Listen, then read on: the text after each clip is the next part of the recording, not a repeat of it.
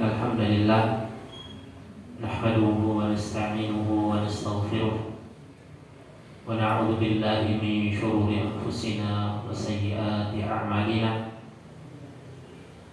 من يهده الله فلا مضل له ومن يضلل فلا هادي له أشهد أن لا إله إلا الله وحده لا شريك له وأشهد أن محمدا عبده ورسوله صلوات الله وسلامه وبركاته عليه وعلى آله وصحبه ومن سار على نهجه واستنى بسنته إلى يوم الدين أما بعد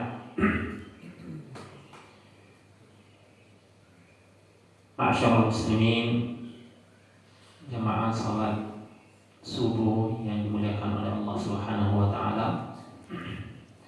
Alhamdulillah, segala puji bagi Allah Subhanahu wa taala.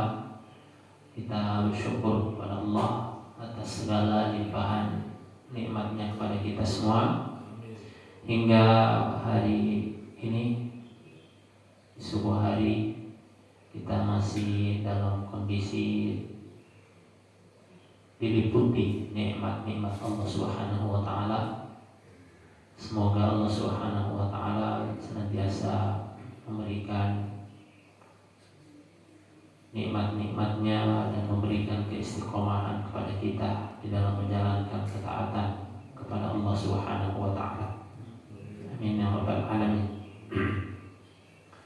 Salam dan selawat semoga senantiasa tercurahkan kepada junjungan kita Nabi Allah Muhammad sallallahu alaihi wasallam, pada keluarga, sahabat, serta umatnya yang senantiasa mengikuti ajaran dan sunnahnya. Semoga kelak di akhirat kita mendapatkan syafaatnya. Amin ya rabbal alamin.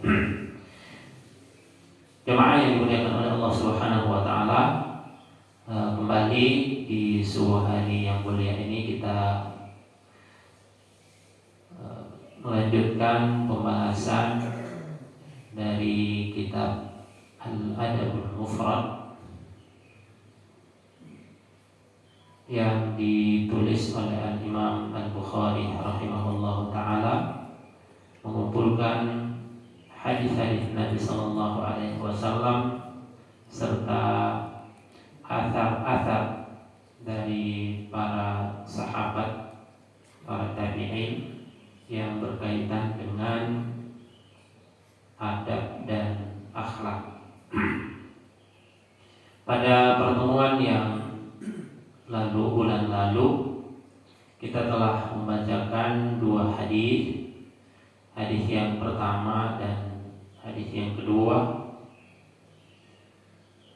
Hadis yang pertama telah kita jelaskan secara panjang lebar. Adapun hadis yang kedua kita bacakan, namun belum kita jelaskan sedikit ya. Hadisnya juga yang kedua ini hadis yang pendek ya, atau lebih tepatnya yang kedua ini disebut dengan asar ya. Sedikit kita lihat di hadis yang kedua. Hadis ini bersumber dari sahabat yang mulia Abdullah ibni Umar radhiyallahu anhu, di mana beliau berkata, ridha Rabb fi ridhal walid wa sakhatur Rabb fi sakhatil walid. Ridha Allah berada pada ridha orang tua, dan kemurkaan Allah berada pada kemurkaan orang tua. Hadis ini dalam banyak riwayat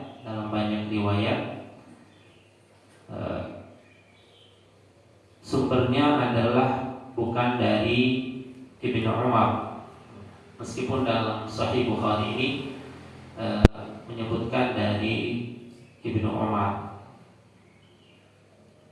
Dalam banyak riwayat justru disebutkan dari Abdullah ibn Amr ibn As, ya. Abdullah bin Amr bin As. Karena tulisan Umar, ya, Umar dengan Amr itu beda tipis, ya. Hanya bedanya waw. Kalau Amr ada wawnya, kalau Umar tidak ada waw.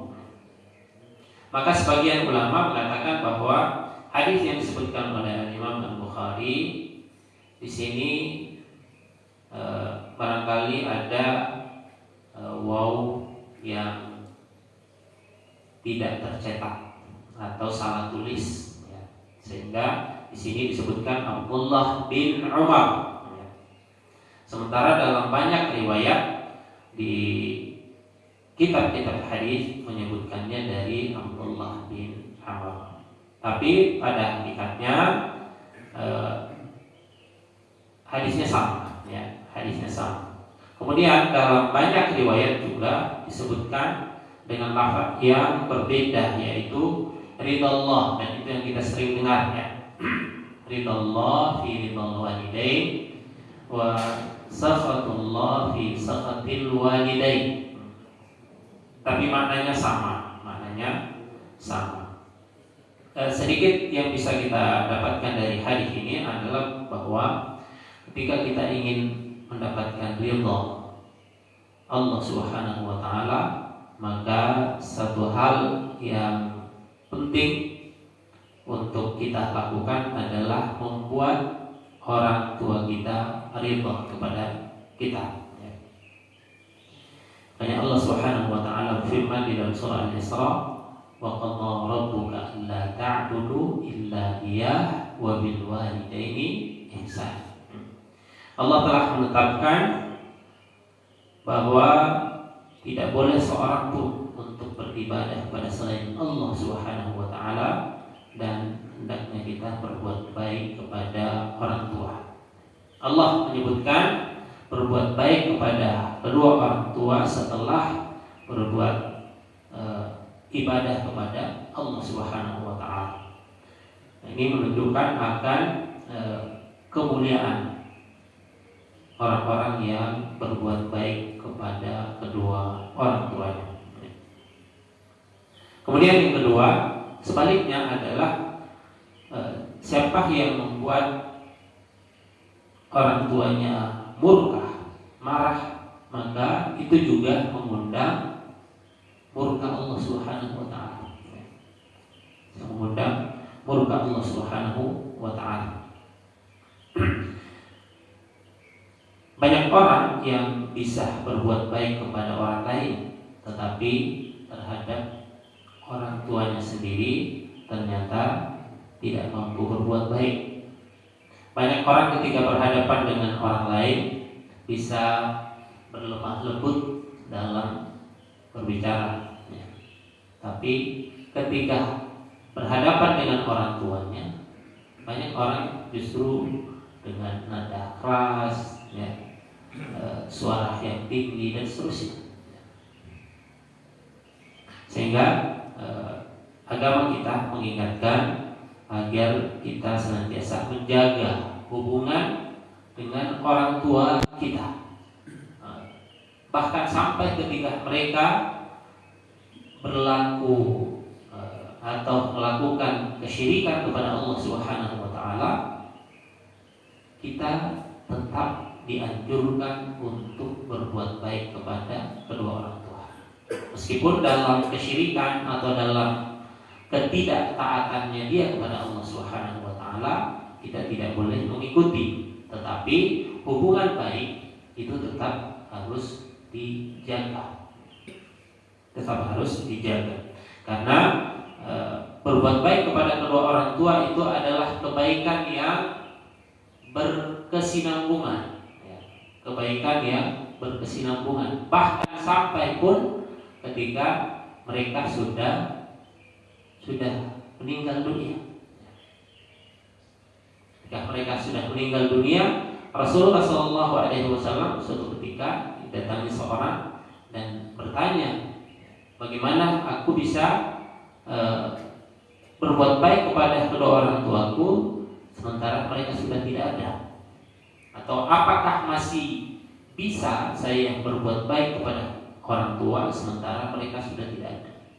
Ya, kata Nabi SAW, tetap. Ya. Mungkin ada kewajiban-kewajiban yang dulu belum tertunaikan, kita berbuat baik kepada kedua orang tua dengan menunaikan kewajiban itu, misalnya. Ya. Ada sahabat-sahabat orang tua yang dulu sangat intens hubungannya dengan mereka itu, kita juga dianjurkan untuk menjalin hubungan dengan sahabat-sahabat orang tua kita. Ya. Itu yang bisa kita lakukan, termasuk diantaranya adalah memperbanyak doa, perbanyak doa kepada kedua orang tua kita. Jamaah yang dimuliakan oleh Allah Subhanahu wa taala, itu sedikit saja dari hadis yang kedua ini, karena memang juga hadisnya adalah hadis yang sering kita dengar, ya, Kita masuk pada hadis yang ketiga, ya, dari Al-Adabul Mufrad. Al-Imam Al-Bukhari dalam hadis yang ketiga ini, beliau menyebutkan judul babnya adalah Babu Birril Pembahasan tentang berbuat baik kepada ibu. Kata beliau, haddatsana Abu Asim an Bahr bin Hakim an abihi an jaddi. Telah menyampaikan kepada kami Abu Asim dari Bahas bin Hakim, dari bapaknya, dari kakeknya. Qultu, kata beliau, ya Rasulullah, dari kakek dari Bahas, ya, Bahas bin Hakim. Beliau mengatakan kepada Nabi SAW, ya Rasulullah, man abarru, siapa yang aku harus berbuat baik padanya? Qala ummaka. Nabi menjawab, ibumu. Qultu man abarru, saya kembali bertanya, kepada siapa yang harus aku berbuat baik? Qala, Nabi SAW menjawab, ummaka. Qultu man abarru, aku kembali bertanya yang ketiga kalinya, kepada siapa aku harus berbuat baik? Qala ummaka, kata Nabi, kepada ibumu.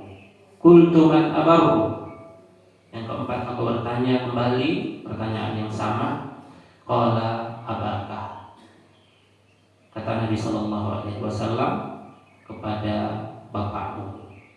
Summan aqraba fal aqrab, lalu kemudian yang terdekat dan yang terdekat. Ya. Jemaah yang dimuliakan oleh Allah Subhanahu wa taala, hadis ini juga adalah hadis yang sering kita dengar, ya. Sering kita dengar. Hadis ini pada hakikatnya dalam banyak riwayat, ya. Banyak bentuk riwayat, bahkan Al-Imam Al-Bukhari mengulang kembali juga pada hadis yang kelima dan keenam, ya, dari jalur yang berbeda, ya, jalur periwayatan yang berbeda. Secara umum hadis ini mengingatkan kita bahwa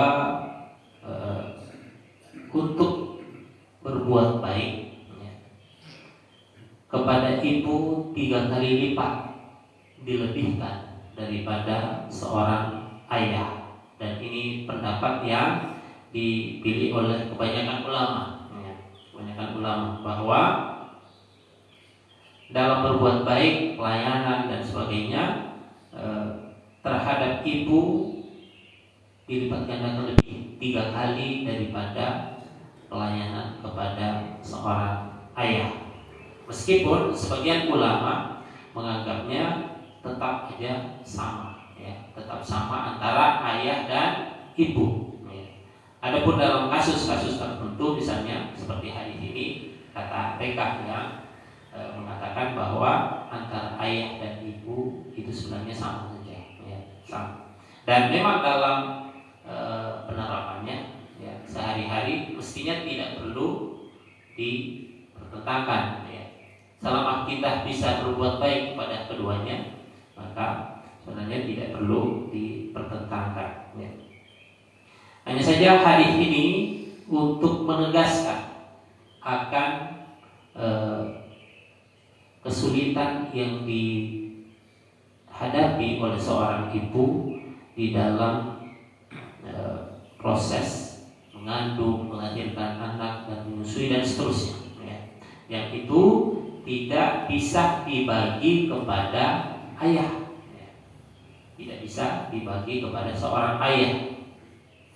Ayah misalnya memang sebagai kepala keluarga yang mencari rezeki, ya, menafkahi keluarga, dalam banyak kasus, ya, itu masih bisa dibagi antara ayah dan ibu, ya. Masih bisa dibagi antara ayah dan ibu. Tetapi soal mengandung misalnya, menyusui, ya, itu tidak bisa dibagi antara ayah dan ibu. Makanya Allah Subhanahu wa taala, ya, berfirman, "Wa wasainal insana biwalidayhi hamalathu ummuhu wahnan 'ala wahnin." Dan kami berwasiat kepada semua orang untuk berbuat baik kepada orang tuanya, ya, terutama ibunya. Kenapa? Hamalathu ummuhu wahnan 'ala wahnin. Ibunya telah mengandungnya dalam kondisi lemah bertambah lemah. Wa fisaluhu fi 'amain, dan menyapinya dalam 2 tahun, menyusui selama 2 tahun baru kemudian disapi. Itulah yang membuat kedudukan ibu, kedudukan ibu dalam syariat sebagaimana pendapat jumhur ulama lebih tinggi 3 kali lipat daripada seorang ayah, ya, seorang ayah. Akan tetapi hak seorang ayah juga tidak boleh diabaikan, ya, tidak boleh diabaikan. Makanya dalam hadis ini juga disebutkan yang keempat itu adalah ayah. Yang keempat itu adalah ayah. Jadi seseorang tidak boleh dengan alasan hadis ini, ya, lalu kemudian hanya kepada ibunya saja, ya, hanya kepada ibunya saja dia berbuat baik dengan sebaik-baiknya. Adapun terhadap ayah mungkin dia acuh tak acuh atau kebanyakan lalai atau kebanyakan ditinggalkan. Ini kata para ulama bahwa ini tidak pantas bagi seorang muslim. Sekali lagi bahwa dalam prakteknya, ya, kalau bisa kita berbuat baik dalam waktu yang bersamaan kepada ayah dan ibu, maka itu tidak perlu dipertentangkan, ya.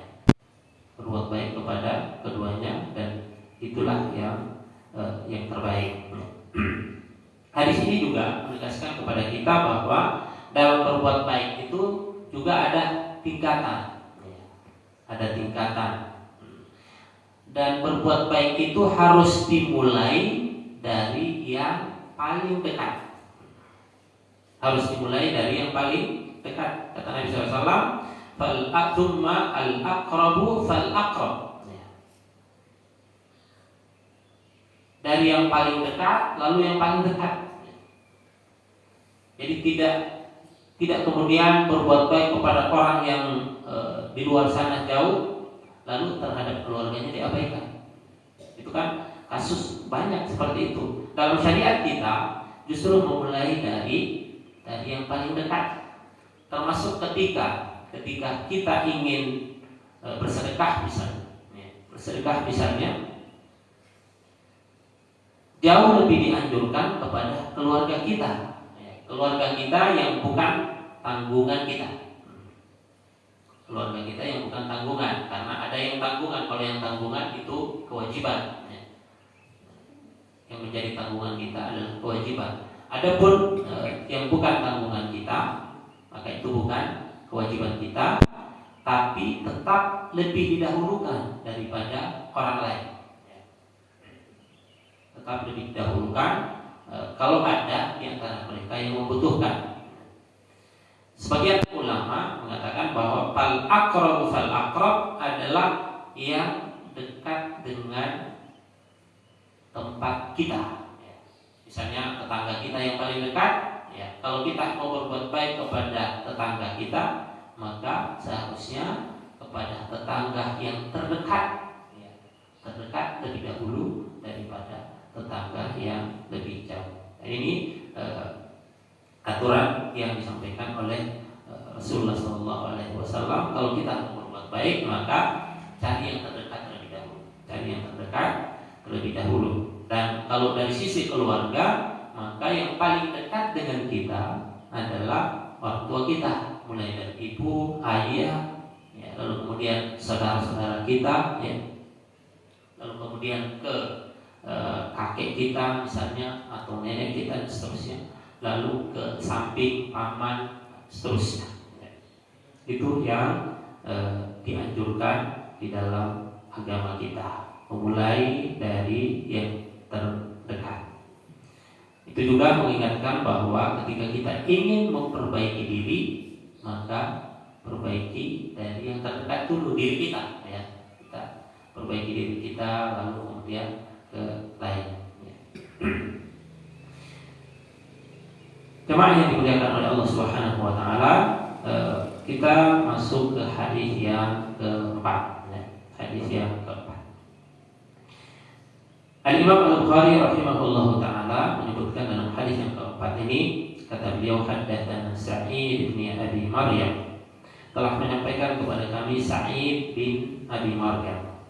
Qala akhbarana Muhammad bin Ja'far bin Abi Katsir, telah mengabarkan kepada kami Muhammad bin Ja'far bin Abi Katsir. Qala akhbarani Zaid bin Aslam, telah mengabarkan kepadaku Zaid bin Aslam, an Atha ibn Yasar, dari Atha bin Yasar, an Ibni Abbas, dari Ibnu Abbas,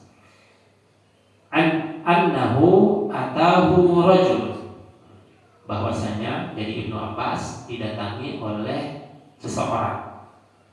Faqala, orang ini kemudian mengatakan kepada Ibnu Abbas, sahabat yang mulia,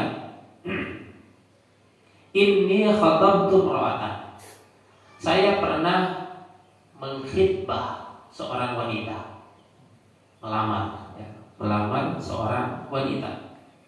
Fa'abat an tankihani, tapi wanita itu tidak mau menikah denganku, ya, menolak.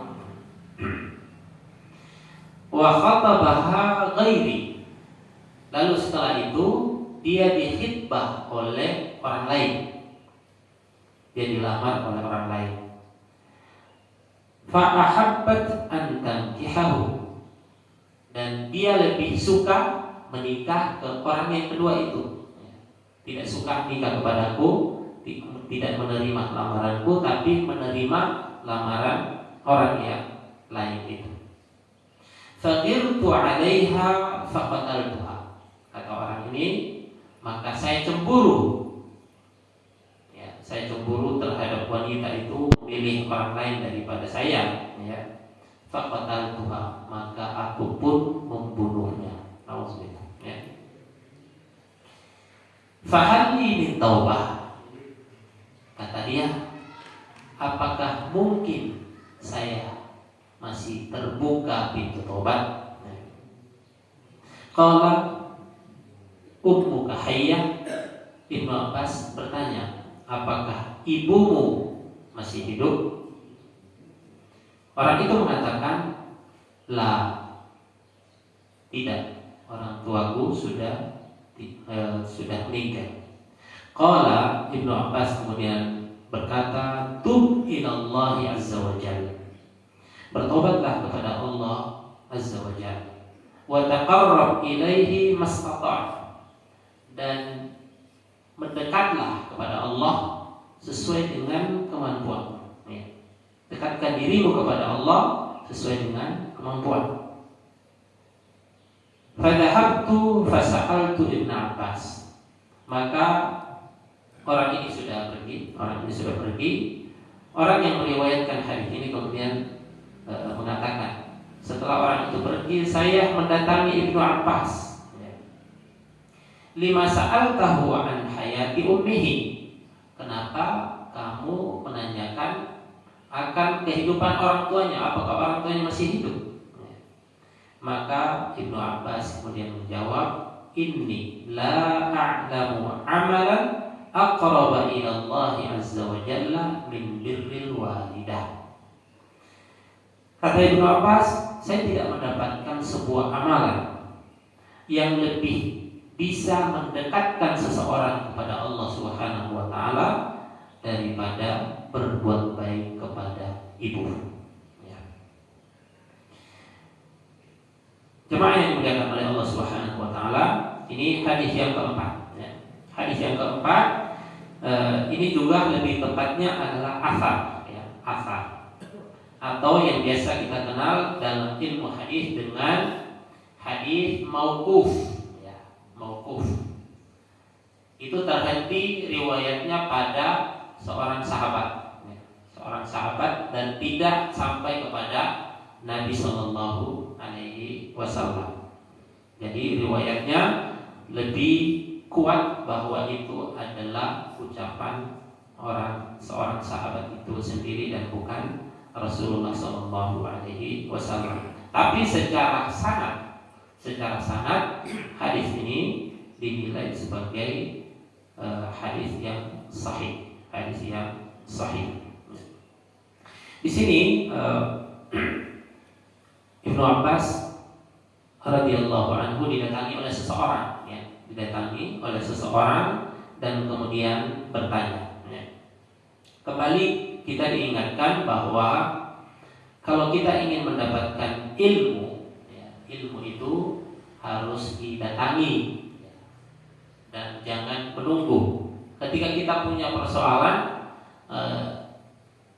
kita mendatangi orang yang bisa memberikan kita pandangan terhadap persoalan yang kita hadapi. Dan yang lebih penting lagi bahwa kita bertanya kepada orang yang berilmu. Sebagaimana orang ini bertanya kepada Ibnu Abbas radhiyallahu anhu yang kita kenal dengan keilmuan, bahkan sahabat-sahabat Nabi Shallallahu Alaihi Wasallam banyak yang mendatangi Ibnu Abbas untuk bertanya tentang persoalan-persoalan yang dihadapi dalam kehidupan, meskipun secara umur Ibnu Abbas itu adalah sahabat kecil, karena ketika Nabi SAW meninggal itu umurnya baru sekitar 14 tahun, sekitar 14 tahun. Tapi di pandangan para sahabat yang senior itu Ibnu Abbas dianggap sebagai sahabat-sahabat yang memiliki ilmu yang sangat dalam, Jadi kata para ulama bahwa al-ilmu yu'ta wa la ya'ti. Ilmu itu didatangi dan bukan kita menunggu ilmu itu datang. Dan itulah yang akan membuat ilmu itu menjadi berkah dan bisa lebih lama melekat pada diri kita. Beda ketika ilmu itu lewat tanpa kita sengaja, itu biasanya bertahan beberapa lama itu lupa. Tapi kalau kita sengajakan untuk menuntut ilmu, bertanya kepada seorang ustaz, seorang ulama misalnya, itu lebih melekat pada diri kita. Seorang ini datang kepada Ibnu Abbas dan bertanya tentang apa yang dia hadapi, di mana dia mengkhitbah seseorang tapi dia menolak. Lalu dikhitbah orang lain, dia terima. dia cemburu jadinya. Padahal lalu dia membunuhnya, ya kan? Ya. Padahal dalam khitbah itulah gunanya khitbah, kemungkinan dua, ya kan? Diterima atau ditolak. Jadi seorang laki-laki ketika mengkhitbah jangan sampai mengatakan bahwa saya harus diterima. Karena sebagaimana laki-laki berhak untuk memilih, maka seorang wanita juga berhak untuk memilih. Meskipun sekali lagi bahwa tetap harus ada pertimbangan syar'i dalam persoalan itu, ya. Misalnya dalam hadis disebutkan, dan ini penyampaian kepada orang tua. Ketika seorang datang, ya, yang kamu lihat akhlaknya baik, maka sebaiknya diterima. Tapi ini kan penyampaian kepada orang tua, bukan penyampaian kepada yang sedang melamar. Jangan sampai orang yang sedang melamar mengatakan saya kok gak diterima, ya, padahal akhlak saya sudah bagus, saya rajin ke masjid dan seterusnya. Tidak seperti itu, ya. Ini adalah nasihat kepada orang tua bahwa di dalam menerima dan menolak lamaran itu mestinya mempertimbangkan soal syar'i, ya. Akhlaknya, baik akhlak itu kepada Allah Subhanahu wa taala dengan menjalankan ibadah-ibadah khusus yang wajib, ataupun akhlak dalam keseharian bersama orang-orang yang ada di sekitarnya, itu perlu perhatian. Nah, orang ini ketika ditolak dan ternyata lamaran orang lain lebih diterima, dia membunuh, ya. Alhamdulillah. Nah, ini juga mengingatkan kepada kita akan fitnahnya wanita, ya. Bagi seorang laki-laki, ya, fitnah terbesar itu adalah fitnah wanita. Begitu banyak orang yang kehilangan nalar sehat, ya, akibat dari kecemburuan, akibat dari cinta mati terhadap seorang wanita. Makanya Nabi Shallallahu Alaihi Wasallam mengingatkan kita dalam sebuah hadis. Kata Nabi Shallallahu Alaihi Wasallam, Inna dunya hulwatun khadirah. Kata beliau, dunia itu manis dan menggiurkan. Wa inna Allaha mustakhlifukum fiha. Dan Allah menjadikan kalian khalifah di atas bumi. Fayanzuru kaifa ta'malun. Dan Allah akan melihat apa yang kalian lakukan di dunia. Fattaqud dunya, maka bertakwalah kalian dalam persoalan dunia. Wattaqun nisa, dan bertakwalah kalian dalam persoalan wanita. Fa inna awwala fitnati ibni Israil, ya. Fa inna awwala fitnati ibni Israil, fitnah pertama yang terjadi pada Bani Israel karena fitnisa, itu pada seorang wanita, ya. Jadi mengingatkan kita, jadi jangan sampai kita bermudah-mudahan dalam soal hubungan dengan wanita. Ada batasan-batasan yang mesti kita jaga, jangan sampai terjadi hal-hal yang kita tidak inginkan. Dalam syariat kita sangat ketat, ya, dalam persoalan pergaulan dengan lawan jenis, ya. Kemudian hadis ini juga mengingatkan kita akan bahayanya dosa pembunuhan. Biasanya antara hubungan dengan wanita lalu pembunuhan ini seringkali terjadi dalam suatu waktu. Artinya rentetannya itu karena cemburu lalu terjadi pembunuhan, karena hubungan cinta yang terlarang akhirnya terjadi banyak terjadi dalam kehidupan kita. Karena kalau orang mengatakan bahwa cinta itu buta, dalam banyak kasus memang meskipun tidak semuanya juga gitu dalam banyak kasus ketika orang sudah sangat-sangat cinta kepada seseorang lalu dia tidak mendapatkannya misalnya, atau misalnya terjadi kecemburuan, itu bisa akibatnya sangat fatal, bisa sampai pada pembunuhan. Dan sampai hari ini itu begitu banyak contoh-contoh yang kita lihat dalam keseharian kita. Seringkali antara hubungan laki-laki dengan wanita lalu kemudian terjadi pembunuhan, itu erat hubungan. Orang ini kemudian bertanya kepada Nabi, "Fahal li min taubah?" Apakah masih memungkinkan untuk bertaubat? Kenapa terjadi pertanyaan itu? Karena beliau melihat bahwa pembunuhan itu adalah dosa yang sangat besar. Bahkan sampai disebutkan bahwa orang yang membunuh itu ghadiballahu alaihi wa la'anahu wa a'adda lahu 'adaban 'azima.